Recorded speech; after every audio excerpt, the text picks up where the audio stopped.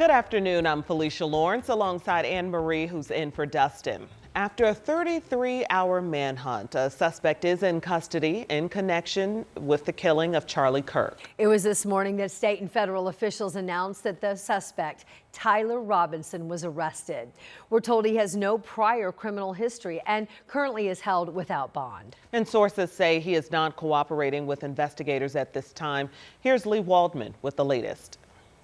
The hunt for the suspect accused of killing Charlie Kirk is over. Good morning, ladies and gentlemen. We got him. Officials in Utah announcing the arrest of 22-year-old Tyler Robinson. A family member of Tyler Robinson reached out to a family friend who contacted the Washington County Sheriff's Office with information that Robinson had confessed to them or implied that he had committed the incident. Investigators interviewed members of Robinson's family who shared the alleged shooter became more political in recent years and spoke negatively about Kirk. In Friday's press conference, FBI Director Kash Patel touted the success and speed of the manhunt. Forensic evidence has been seized and continues to be garnered. Forensic evidence has already been evaluated at FBI laboratories in Quantico and state local authorities here. Some of the evidence collected included a bolt-action rifle and shell casings with engraved inscriptions that read messages like, "Hey fascist, catch." The alleged shooter's roommate showed investigators messages on Discord, a group chat app, where Robinson talked about retrieving a rifle. Authorities believe he acted alone. Cox decried the violence as an attack on American ideals, calling it a watershed in the nation's history. This cuts to the very foundation of who we are, of who we have been, and who we could be in better times. Is this the end of a dark chapter in our history or the beginning of a darker chapter in our history? I'm Lee Waldman reporting. Coming up, we're getting reaction from lawmakers, including here locally, about personal security fears following Charlie Kirk's assassination. We'll stay on top of that. In other news, today, a man accused in a 2016 rape case in Lawrence made his first court appearance. Investigators say that Larry Dewerson Jr. sexually assaulted a 13-year-old girl. He entered a not guilty plea in the case. His bond now $100,000. He was recently charged with attempting to rape 2 women on the Monon Trail, and that was just last month. Okay, it's Friday, and we've been waiting for this Friday as we wait for all Fridays. But this Friday, it's beautiful outside. It is gorgeous out there. Here's a live look downtown. Summer sticking around. We've got the warm temperatures, and it's kind of interesting because we've got all these high school football games tonight. We even have a college football game tonight down in Bloomington. It's going to be warm. Isn't there an Indians game too? They're in their final homestand. And I think no matter what you have planned for this evening, it is a little bit on the warm side, but the humidity is way down, so it feels quite comfortable. And as we lose some of that heating of the day, I think it's actually going to be a pretty nice evening.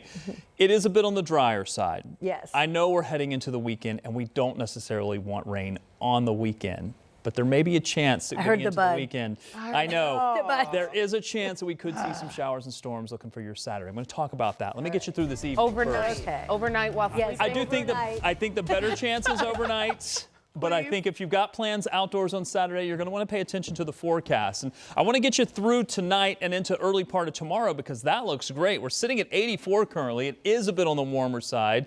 This is about 5 degrees above where we should be for this time of year. But look at the temperatures to the south and west. 96 for Kansas City currently, 92 for St. Louis.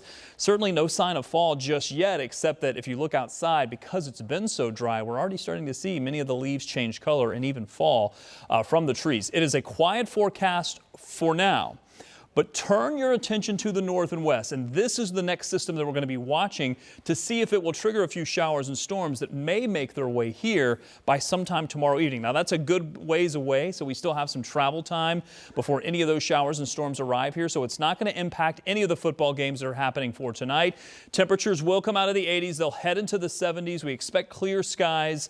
Then we'll see conditions become a little bit more comfortable as the temperatures drop. It's going to be low humidity for the really really all the way through the weekend. That chance for storms won't arrive until tomorrow. So partly cloudy skies for tonight, 61 for the low, but know that there will be outlying locations that get much, much cooler than that. The same thing happened last night into early this morning. And yes, there is a chance for storms. Now it is in the evening, late afternoon and evening, depending on where you are. Coming up, I'm going to outline this chance. What's the timing? What are we expecting? Who has the best chance, depending on what part of central Indiana you're in? I'll talk about that tomorrow. Either way, I think you're going to see temperatures go into the mid to upper 80s for the afternoon. Now, let's talk about Friday traffic, because typically Friday is usually Friday light when it comes to traffic. Couple of accidents showing up on the board. So far, nothing major that's been popping up. The volume is starting to pick up. We do still have some issues. 465 northbound on the northeast side, as well as 65 southbound, just south of the split. These are two locations that we continuously have afternoon issues with, and today is no different, even though it is Friday. Here's 465. The traffic coming towards you is heading northbound.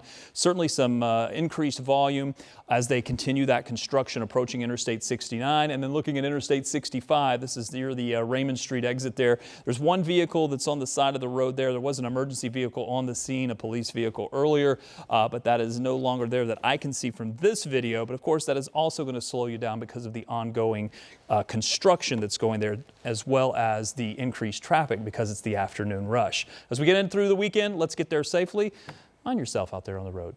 All right, Rob, thank you. As we mentioned earlier, it's college football tonight. Yep, and IU fans are really getting ready for Hoosier football. IU hosting Indiana State in Bloomington at Memorial Stadium. The kickoff is set for 6:30. Wonderful night for it. So a lot of excitement around football, and it's still a relatively new thing on campus, but the town is all in. So our Ashton Hackman is in Bloomington tonight, and Ashton, the football success is sparking some economic growth too. They're gearing up for an exciting season, huh? Indeed, they are. Anne-Marie and Felicia, I got to tell you, I came into the newsroom today. Managers told me, hey, we're sending you to Bloomington. An IU alum, I'm perfectly fine with that. Hoosiers, they're gearing up for a game tonight. You can see we've got some cup pong. We've got cornhole as well. We've also got fans over here that have been throwing the ball around, getting ready as well. But as you mentioned, all of this success in recent years, last season, it's causing a lot of movement here in Bloomington as fans get ready to pack Memorial Stadium. Citizens here, or the city leaders here, they are gearing up with this new stadium district. So where is this? This is right as you come into town off of 69 and State Road 37, right there at Walnut and College, where it kind of diverts. They say this is all about inspiring growth. They really want to match the success of the football season and say, hey, Bloomington is open for business. More businesses mean more arts districts, more action, more walkable spaces. City leaders hope it fuels more growth. Bloomington's heading in the next chapter of its economic development. We want in 5 years not to even recognize the Stadium District as something that's really amazing unto itself, that has a synergy with the Trades District and the Hopewell neighborhood. All of this coming together to make Bloomington the jewel that it is in Indiana. So there's just a few more steps to make this a reality. It's got to go through some legal and governmental hurdles. After that, they say it's going to be in full force. But I got to tell you, a lot of momentum, a lot of excitement. Obviously, city leaders, they're buying into that as well. The Hoosiers here, they're buying into that as well. We're going to have another hit coming up at 5. In the meantime, I think we might find a tailgate to stop at. Anne-Marie, Felicia, go Hoosiers. Yeah, saw some brats there, some cornhole, so plenty of activities to keep you busy in between shows, Ashton. Thanks so much, Ashton, out there having Indeed. fun in a sea of red. All right.